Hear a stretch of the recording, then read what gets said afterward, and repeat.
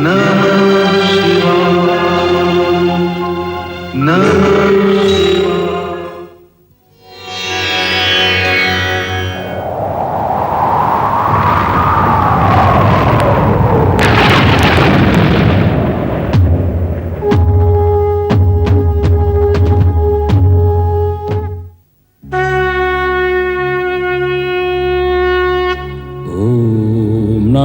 शिवाय नमः शिवाय।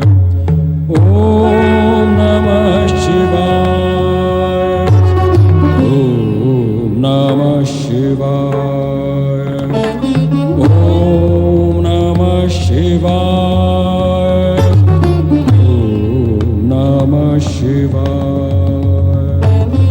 ओम नमः शिवाय। ओम नमः शिवाय। ओम नमः शिवाय। ओम नमः शिवाय। ओम नमः शिवाय। ओम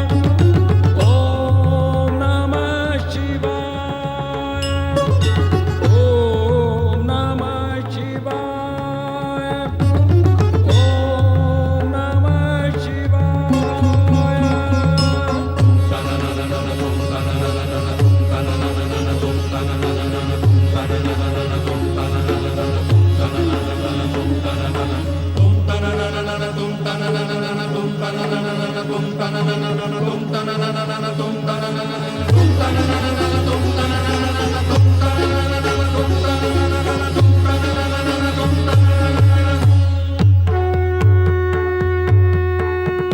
शिवाय। ओम नमः शिवाय। ओम नमः शिवाय।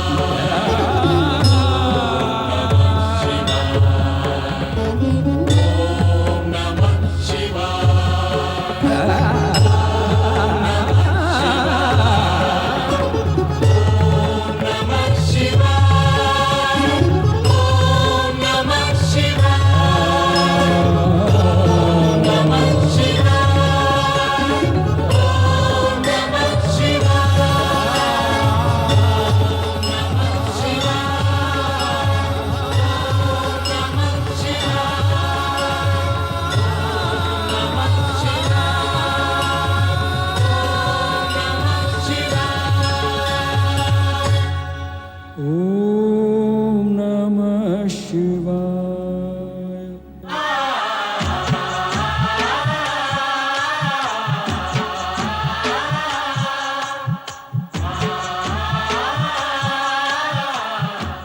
मैं ओमकार हूं। आकाश, धरती और पाताल तीनों लोकों में मेरी दिव्य पदचाप दिव्य पुरुष सुन लेने में समर्थ है। मैं सर्वज्ञ ही नहीं, सर्वव्यापक भी हूं। नारद वीरणी को शेष पुत्रियों के विवाह का आश्वासन देकर अन्य लोक में चले गए और कामदेव रति एवं वसंत के साथ शिवलोक में शिव सती के मन में कामेच्छा जागृत करने के लिए उपस्थित हुए। उधर पृथ्वी पर विहार करते हुए शिव सती देखते हैं कि इंद्र को दुर्वासा श्राप देते हैं। परिणाम स्वरूप दानवराज बलि इंद्रासन पर आ बैठा। व्याकुल मन लेकर इंद्रादि देवता ब्रह्मा जी के पास आते हैं। ब्रह्मा जी विष्णु भगवान के पास जाने के लिए कहते हैं। सभी देवगण श्री हरि विष्णु के पास आते हैं। श्री विष्णु समाधान के लिए उन्हें देवाधिदेव शिव शंकर के पास भेजते हैं। शिव जी से निवेदन करने पर वे समुद्र मंथन ही एकमात्र समाधान बताते हैं। शिव जी की आज्ञानुसार नारद राहु को समुद्र मंथन के लिए तैयार करने हेतु प्रस्थान करते हैं। नहीं, दुष्ट देवताओं का कोई भी प्रस्ताव हमें स्वीकार नहीं। समुद्र मंथन का मत भी हमें स्वीकार नहीं।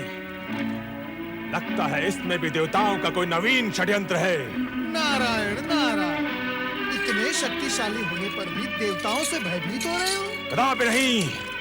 हमारे द्वारा देवताओं को स्वर्ग से बाहर खदेड़ना इस बात का ठोस प्रमाण है कि हम देवताओं से अधिक शक्तिशाली हैं। वास्तव में तुमने तो होनी को अनहोनी कर दिखाया है। दुर्वासा के श्राप से प्रेरित होकर एक बड़ी चुनौती स्वीकार की है और उसमें विजय भी हुए हो। नारायण नारायण। निश्चित ही विजय हुए। मैं एक बात सोच रहा हूँ, तुम दानव यदि शक्तिशाली हो तो देवगण बुद्धिमान ज्ञानवान, तुम दानव एक स्वर्ग लेकर यहाँ मोद मनाते बैठे रहोगे और वहां देवगण समुद्र मंथन से 100 स्वर्ग उत्पन्न कर डालेंगे। सत्य तो यह है कि आरंभ में देवताओं को भी कोई रुचि नहीं थी, परंतु भगवान शिवशंकर ने जब समुद्र मंथन से उत्पन्न होने वाले दुर्लभ पदार्थों की बात कही तो देवता सहर्ष मान गए। परंतु ये बात आपने हमें पहले क्यों नहीं बताई देवर्षि नारद? बताता तभी जब तुम सुनने को तैयार होते। तुम तो अपने पद के मद में डूबे हुए हो। नारायण नारायण। शिवशंकर पर तो हमें पूर्ण विश्वास है, परंतु यदि उनकी बात मानकर हम समुद्र मंथन का प्रस्ताव स्वीकार भी कर लें तो भी इस बात का क्या भरोसा कि समुद्र मंथन से उत्पन्न पदार्थों का वितरण सुरों और असुरों में निष्पक्षता से होगा। ऐसा प्रतीत हो रहा है सेनापति राहु कि तुम हमारा तात्पर्य नहीं समझ पाए। नारायण नारायण। सुनिए तो सही देवर्षि नारद। एक और तुम कहते हो कि तुम्हें भगवान शंकर पर पूर्ण विश्वास है और दूसरी ओर शंकर का आंचल भी नहीं छोड़ सकते। ऐसे तो कोई निर्णय नहीं लिया जा सकता। अरे देवर्षि, यदि एक बात देवताओं को मान्य हो तो हमें समुद्र मंथन का प्रस्ताव स्वीकार्य है। क्या? यही कि समुद्र मंथन से पहले हम स्वर्ग लोक नहीं छोड़ेंगे। इसका निर्णय तो भगवान शिवशंकर ही करेंगे और तुम ये भली भांति जानते हो और मानते भी हो कि वे निष्पक्ष हैं। अब क्या कहें इसे, दानवों का दुर्भाग्य या देवों का भाग्य कि समुद्र मंथन से उत्पन्न होने वाले दुर्लभ पदार्थ मात्र देवों को ही प्राप्त होने की परिस्थितियां निर्मित हो रही हैं। धन्य हो प्रभु, धन्य हो। दानव अपने दुर्भाग्य का द्वार स्वयं खटखटाने जा रहे हैं। नारायण। ठहरे देवर्षि नारद, मैं इस विषय पर एक बार शिवशंकर से बात करना चाहता हूँ। शुभस्य शीघ्रम। देवादिदेव महादेव और सेनापति राहु एक दूसरे से भली भांति परिचित हैं। चलो चले कैलाश। ओम नमः शिवाय। कैलाश। है जाइए असुर सेनापति राहु। मुझे शिवशंकर से भेंट करनी है। कैलाशपति अभी ध्यान में है, तुम्हें प्रतीक्षा करनी होगी। बात महत्वपूर्ण है, मैं प्रतीक्षा नहीं कर सकता। शिवशंकर, महेश्वर, मेरा बात मत रुको, नहीं तो अनिष्ट हो जाएगा। नारायण नारायण नारायण नारायण। शांत हो जाओ, शांत हो जाओ। अतिथि के साथ ऐसा व्यवहार शोभा नहीं देता। किंतु ऋषिवर, ये हमारे शिवजी के ध्यान में बाधा डाल रहे हैं। इनसे कहिए कि बाद में आए। नारायण नारायण, ये बाधा नहीं डालेंगे। महादेव शिवशंकर की आज्ञा से ही वे यहाँ पधारे हैं। पधारिए पधारिए राहु, पधारिए।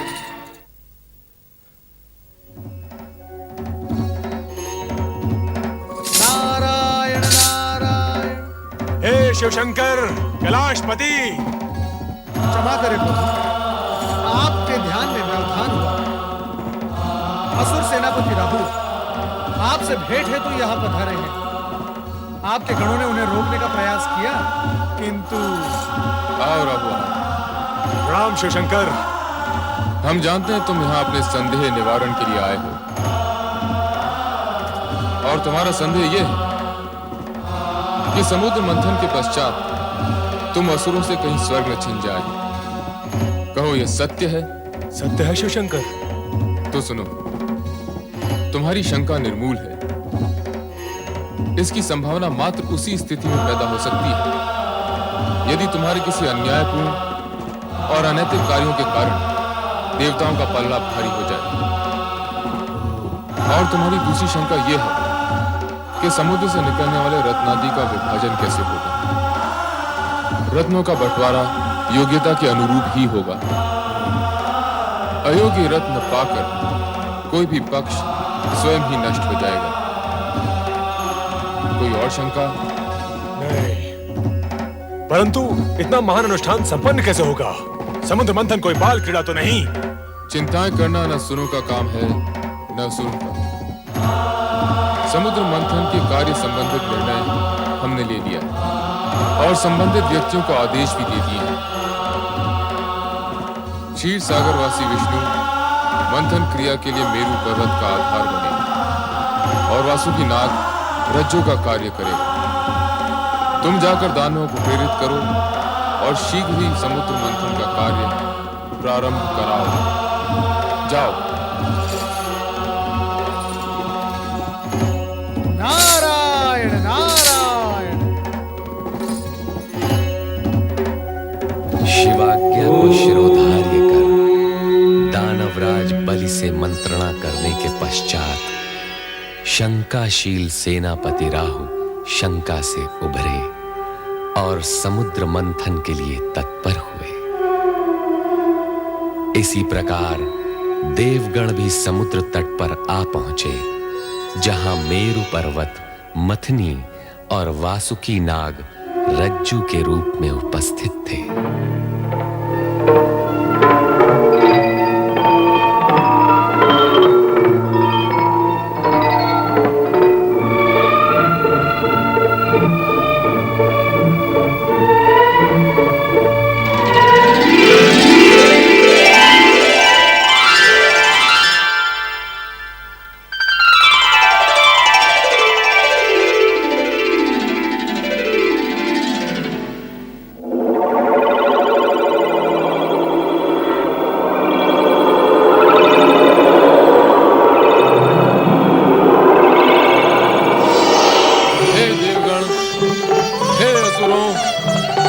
समुद्र मंथन का कार्य आरंभ हो।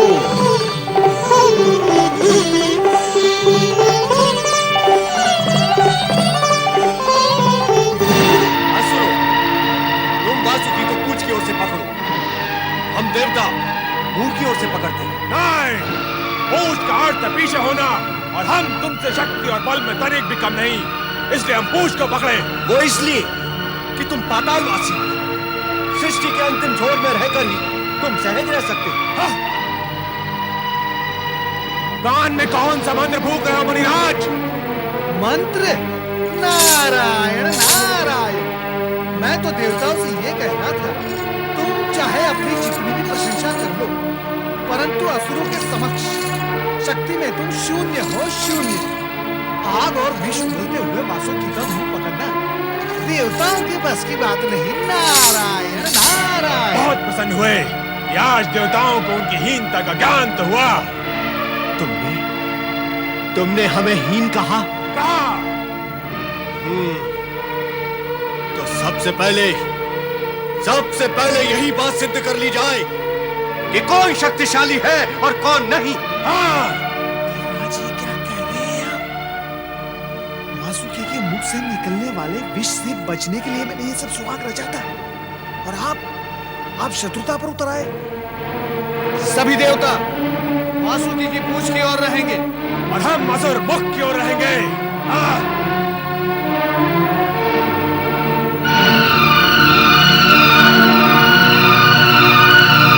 भगवान शिव शंकर की कृपा से समुद्र मंथन की आज्ञा पूर्व ही मिल गई है। शुभ कार्य में विलंब नहीं होना चाहिए, वो उचित नहीं। बोलिए भगवान शिव शंकर की जय। भगवान शिव शंकर की जय।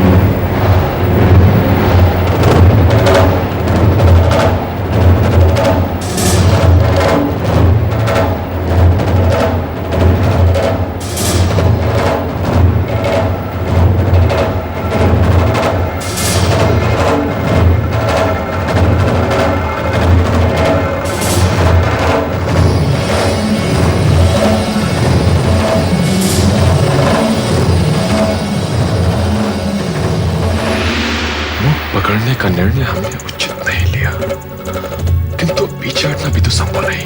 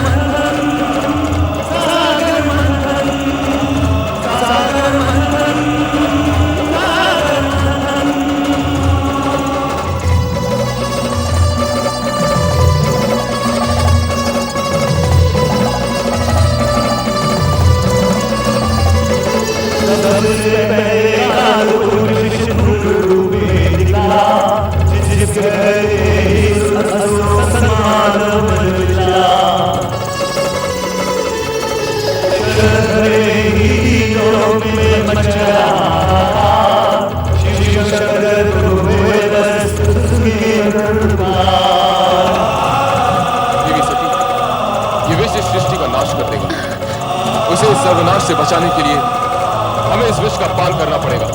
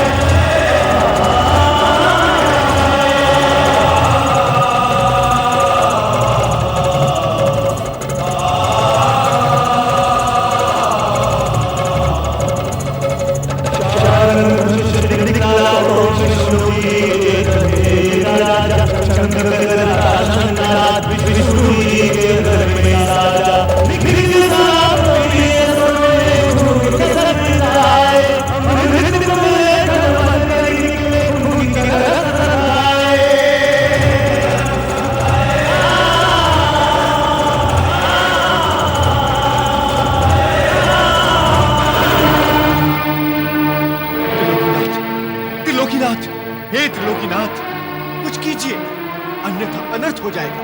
हे जगदीश्वर, राक्षसों को यदि अमृत कलश प्राप्त हो गया तो उसे पीकर वे अमर हो जाएंगे और इन देवताओं के लिए नई बाधाएं उपस्थित हो जाएंगी। चिंता न करो नारद, अमृत देवताओं को ही प्राप्त होगा।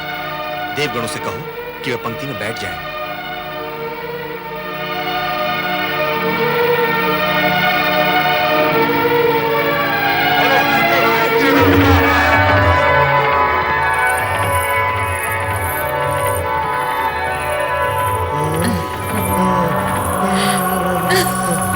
अप्सरा है या कौन है?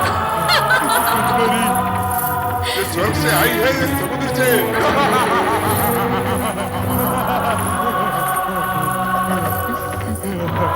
कहीं से भी आई हो, पहले अमृत पान तो कर ले। अरे अमृत पान तो बाद में करेंगे, पहले इसके रूप का बजरा पान तो कर ले। रूप की रानी रूपमती, तुम कौन हो? कहाँ से आई हो? मैं कौन हूँ और कहाँ से आई हूँ? इन व्यर्थ के प्रश्नों में क्यों अपना समय नष्ट करते हो? सत्पुरुषों, केवल इतना जानो कि मैं तुम्हारी हूँ, तुम्हारे लिए आई हूँ। तुम्हारे लिए आई हूँ। के महल की महारानी, ये तो बताओ यार किस लिए आई हो? तुम सभी को अमृत पान करवाने के पश्चात तुम्हें सौंदर्य पान करवाऊंगी।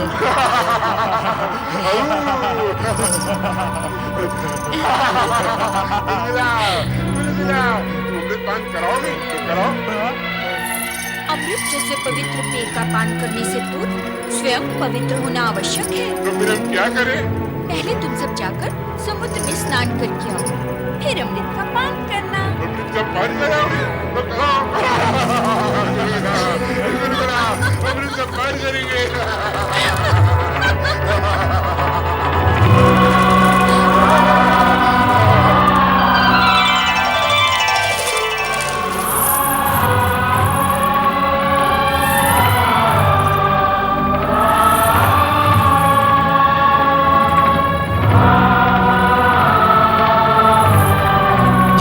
राक्षस है। हाँ, राक्षस है। हाँ, राक्षस है, राक्षस।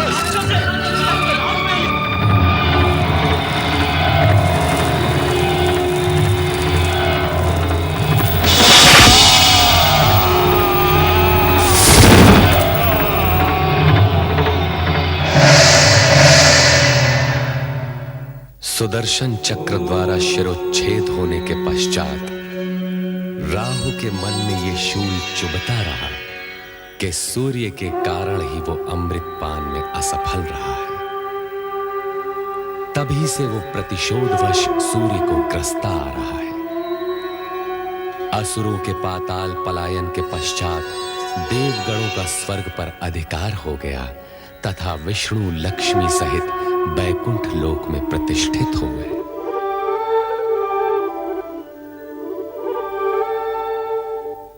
हे जगदीश्वर श्री हरि, आपको पति के रूप में पाकर मैं धन्य हो गई। अब मेरे लिए क्या आज्ञा है स्वामी? हे महालक्ष्मी, तुम्हें समीप पाकर हम पूर्ण हुए। लक्ष्मी और नारायण को एक साथ देखने के लिए हमारे सारे भक्त लालायित हैं। मैं भी तो समुद्र के जल से आपके चरणों में आने की प्रतीक्षा कर रही थी स्वामी। इतने लंबे समय तक मुझे अपने से दूर क्यों रखा भला? हे महालक्ष्मी, हर कार्य पूर्व निर्धारित समय पर ही होता है। भगवान शिव की इच्छा अनुसार समुद्र मंथन जब होना था तब ही हुआ और हमें तुम प्राप्त हुई। नारायण नारायण। वैकुंठ में लक्ष्मी नारायण के प्रथम दर्शन करके आंखें धन्य हो गई। प्रणाम जगदीश्वर। प्रणाम माते। ये सृजनकर्ता ब्रह्मा जी के मानस पुत्र नारद है महादेवी, जो सारी सृष्टि में भ्रमण करते हुए भगवत भक्ति का प्रचार करते हैं। और अब मैं लक्ष्मी नारायण की भक्ति का प्रचार करूंगा। माता लक्ष्मी, आप तो धन वैभव की देवी हैं। आपके भक्तगण आपकी आराधना के बिना धन धान्य और वैभव कैसे प्राप्त कर सकते हैं? नारद जी, हमारी इतनी प्रशंसा न कीजिए, कहीं हमें अभिमान हो गया तो? नारायण नारायण। जो स्वयं भगवान श्री हरि के चरणों में विराजमान हो, उसे तो अभिमान छू भी नहीं सकता माते। महादेवी, कितने चतुर हैं हमारे परम भक्त देव ऋषि। आपको अभिमान न हो, इसका प्रबंध इन्होंने अभी से ही कर दिया। ऐसा कहकर आप मुझे लज्जित न कीजिए प्रभु। मैं तो माता लक्ष्मी के चरणों की रज के समान हूँ। धन्य हो नारद। अब यह बताओ, तुम्हारे आने का प्रयोजन क्या है? प्रभु, आप मुझे प्रयोजन पूछकर लज्जित न कीजिए। माता लक्ष्मी समुद्र मंथन के बाद प्रथम वैकुंठ पधारी हैं। आप दोनों के एक साथ दर्शन करने हेतु चला आया। नारद, आपको तो ज्ञात है कि हमसे किसी की भी मन की बात छुपी नहीं रहती। आप महालक्ष्मी के दर्शन के साथ साथ एक और भी प्रयोजन लेकर आए हैं। जब आपको सब कुछ ज्ञात है तो आप स्वयं ही बता दीजिए ना। कभी कभी मैं अपने मन की बात भी नहीं समझ पाता। नारायण नारायण। ओम नमः शिवाय। भगवान शिव ने समुद्र मंथन से निकले विष का पान करके सृष्टि को नष्ट होने से बचा लिया। इसके लिए हमें उनका धन्यवाद व्यक्त करना है। क्यों देव ऋषि? आप सत्य कह रहे हैं प्रभु। मैं अभी ब्रह्मलोक से चला आ रहा हूँ। परमपिता ब्रह्मदेव ने भी मुझसे यही कहा। उन्होंने ये भी कहा कि देवराज इंद्र सहित सभी देवता भगवान शिवशंकर के प्रति अपना आभार व्यक्त करने के लिए कैलाश की ओर प्रस्थान कर रहे हैं। तब तो हमें भी वहाँ प्रस्थान करना होगा। कैलाश में भगवान शिव तथा माता सती के दर्शन भी हो जाएंगे। यह तो अति उत्तम विचार है देवी। अब आप मेरे यहाँ आने का प्रयोजन समझ गए प्रभु। नारायण नारायण। सच पूछिए तो मैं आप दोनों को यहाँ से कैलाश ले जाने आया हूँ, परमपिता ब्रह्मदेव की आज्ञा से। आप तो सचमुच चतुर हैं नारद जी। प्रभु आपसे भली भांति परिचित हैं। तो चलो कैलाश चलते हैं। ओम नमः शिवाय, ओम नमः शिवाय, ओम नमः शिवाय, ओम नमः शिवाय, ओम नमः शिवाय, ओम नमः शिवाय, ओम नमः शिवाय, ओम नमः शिवाय, ओम नमः शिवाय, ओम नमः शिवाय, ओम नमः शिवाय, ओम नमः शिवाय, ओम नमः शिवाय, ओम नमः शिवाय, ओम नमः शिवाय, ओम नमः शिवाय, ओम नमः शिवाय, ओम नमः शिवाय। त्रिलोकीनाथ भगवान शिव शंकर की जय। चराचरपति देवादिदेव महादेव की जय। शक्ति रूपिणी देवी सती की जय। भूत भावन भगवान शिव शंकर की जय। हे सदाशिव, जन कल्याण के निमित्त आपने हलाल अपने कंठ में धारण करके सृष्टि के सभी प्राणियों की रक्षा की है। हम सभी की ओर से आपको कोटि कोटि नमन। ब्रह्मदेव, हमें श्री हरि विष्णु का आभार मानना होगा। इन्होंने पहले कश्यप फिर मोहिनी रूप धारण किया, राहु का वध किया और अमृत की रक्षा की।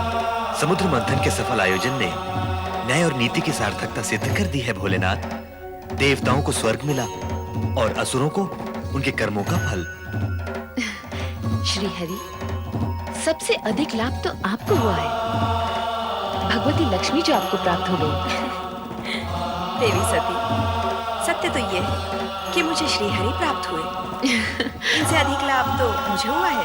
नारायण नारायण। लाभ हानि की इस चर्चा में इस सत्य को हम सब भूलते जा रहे हैं कि समुद्र मंथन का मूलभूत विचार परम पिता ब्रह्मा जी का था। माता सरस्वती की सुमधुर वीणा के झंकार से यदि परमपिता ब्रह्मा जी की सृजनशीलता जागृत न होती तो समुद्र मंथन ही न होता।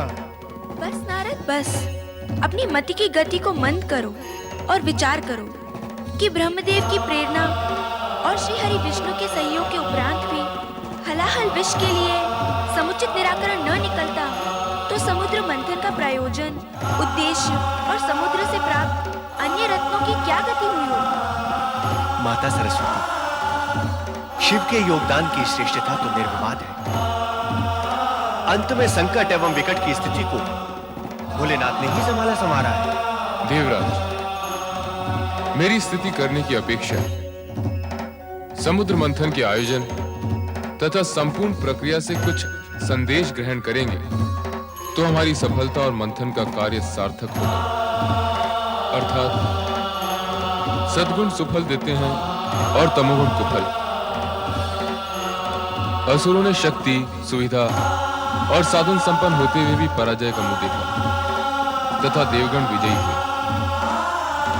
भविष्य में सचेत व सावधान रहने की आवश्यकता है देवराज। स्वामी, आपके अंतिम शब्दों से तो ऐसा लगता है जैसे आप सबको विदा करने की इच्छुक हैं। किंतु मैंने ना तो भगवती लक्ष्मी को दृष्टि भरकर देखा है और ना ही देवी सरस्वती से कुछ चर्चा की है। नारायण नारायण। चर्चा? जब दो देवियां चर्चा करती हैं तो धरती में कंपन होने लगता है। यहाँ तो तीन देवियां चर्चा करेंगी। नारायण नारायण। नारद, माता, अपनी वाणी पर विराम लगाओ।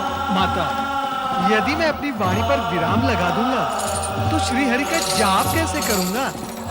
नारायण नारायण। देवर्षि, अब केवल नारायण के जाप से कार्य पूर्ण नहीं होगा, अब तो नारायणी का जाप भी करना होगा। नारायणी तो नारायण में समाई हुई है माता। क्यों माता लक्ष्मी, सत्य है ना? समुद्र मंथन की सफलता के लिए भगवान शंकर का आभार व्यक्त करने के लिए सभी देवगण कैलाश पर उपस्थित हुए। नीलकंठ भगवान शिव के हर कार्य में जगत का कल्याण ही निहित होता है और सृष्टिकर्ता के जगत में दक्ष प्रजापति की 27 कन्याएं अपने हित के निहित पूजा अर्चना पश्चात महल में प्रवेश करती हैं। बहुत आनंद आया।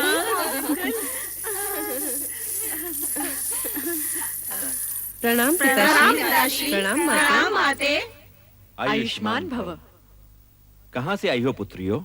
चंद्र पूजन के निमित्त गई थी माते। चंद्र पूजन? चंद्र पूजन ही क्यों?